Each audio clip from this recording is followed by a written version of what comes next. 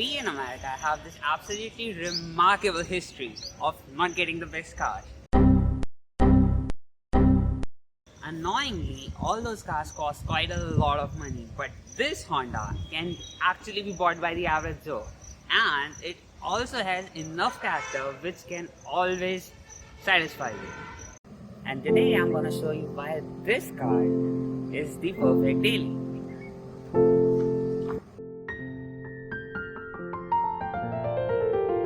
So if you are in Germany and you want more rear legroom, what would you do?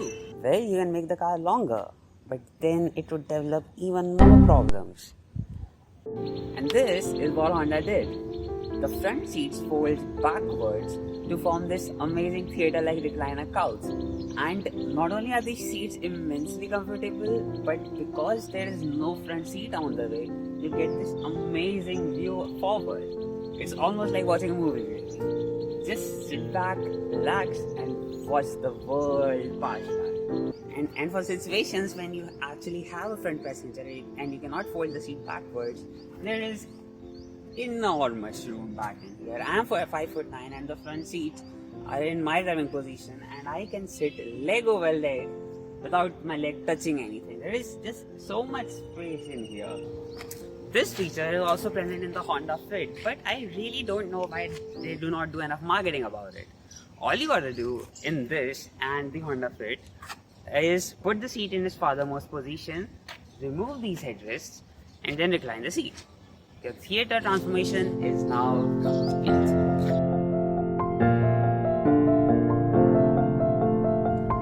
So the driving feel is where this car absolutely shines. Up front, we got a 1.5 litre 4-cylinder engine which produces about 120 horsepower. Which is, I agree, not amazingly quick, but it doesn't have to. It's a commuter car. And it only weighs 1,000 kilos, so it's quick enough. It's not slow by any means. Also, the engine is completely inaudible below 2000 RPMs and is extremely smooth in its power delivery. Next, let's talk about the steering. It has more feel and feedback than it has any right to offer whatsoever. And if I were to describe that feel and feedback, I could describe it as whenever you're going through road undulations or you hit a bump in the road, you can feel it through the steering. Whenever you are braking, you can feel it through the steering becomes heavy. Whenever you are accelerating, and particularly when you are doing so in a corner, you can feel the front end through the steering, which is yes, of course, it's no hydraulic steering or no Porsche steering, but still there is some feel and feedback coming through it. And also it's very direct. I've also driven the current A4, Camry and the C-Class, and yes, I agree, they are not the cars of this class, but they are the cars that I've driven, and none of them had a steering as good as this. Brakes, so they are not anything special, and they are just like what you would expect. What you would not expect is the brake pedal feel. Yes, the brake pedal has a bit of firmness to it, which makes it perfect for heel and toe. Also, the brake pedal offers a surprisingly high amount of feel.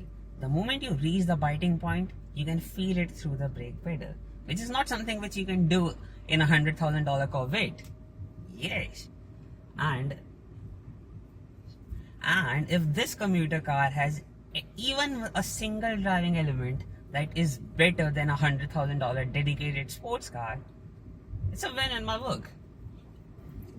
Now let's talk about the star of the show, this 5-speed manual gearbox. It's a well-known fact that Honda makes the best manual gearboxes in the world, and this one is no exception. And the best part about this gearbox is the feel it offers. So let's say that you are in neutral, you want to go to first, so you push the gear lever left and you push it forward. So while you are pushing it forward, there is this amazing sense of solidarity through the track that you are pushing. And once you reach that first gear, there is a very satisfying click. This car is also equipped with manual seats, which are not only faster, but are gonna last longer than any of your relationships. If timing belts were not bad enough, many manufacturers have decided to put those timing belts inside oil. And of course, it's all done in the name of efficiency.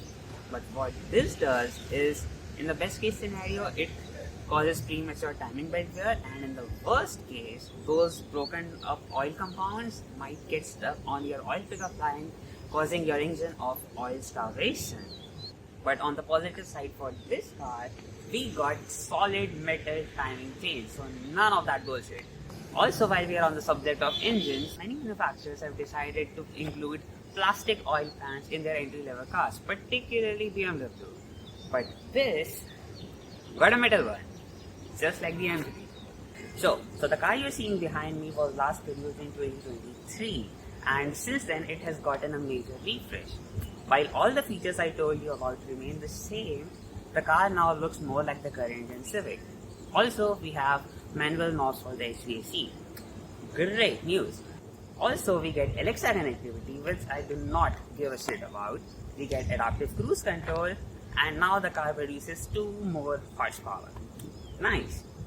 But we lose those beautiful gauges, and now we get a virtual cockpit, which is a downgrade in my opinion. Those gauges, gods. Also, without any hybrid tech or those rubber timing belts improving efficiency, the owner of this car tells that he manages to get about 15 to 16 kilometers per liter of combined driving, and if he's using cruise control and is on the highway, he even got 23 kilometers per liter, which is amazing. This is the interior of this car, and yes, I know what you're thinking. You're probably thinking about that touch-sensitive climate controls. Yes, they are touch-sensitive, and I find them quite annoying to use at times. But what makes this system different from the others is the fact that infotainment system is not linked directly with the HVAC controls, which means that I can completely turn off the infotainment system like this and still have my HVAC. And also, because this HVAC system is not based on some Android or Linux stuff, that means it's more like the system in your microwave, which means that it is never actually gonna be laggy or gonna crash or something. It's gonna operate 100% of the time. So that is slightly better, I guess, but although I would still prefer manual tires over this. So thank you so much for watching, and that too for doing it till the end.